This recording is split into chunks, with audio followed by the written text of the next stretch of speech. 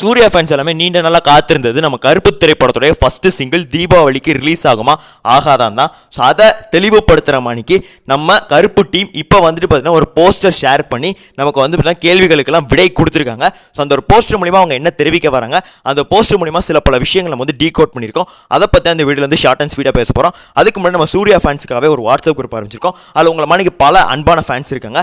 அன்பான ஃபேன்ஸ் இருக்க வேண்டிய இடம் அதான். நீங்கள் எல்லாம் இருந்தால் எப்படி லிங்க் டிஸ்கிரிப்ஷனுக்கு உடனே வந்து ஜாயின் பண்ணிடுங்க. ஓகே, இந்த ஒரு போஸ்டர் மூலம் ஃபர்ஸ்ட் அவங்க என்ன தெரிவிக்க வராங்கன்னா, நம்ம எல்லாருமே எதிர்பார்த்த மணிக்கு தீபாவளியான அக்டோபர் 20 அன்னைக்கு இந்த ஒரு படத்தோட ஃபர்ஸ்ட் சிங்கிள் வெளியிட போகிறாங்க.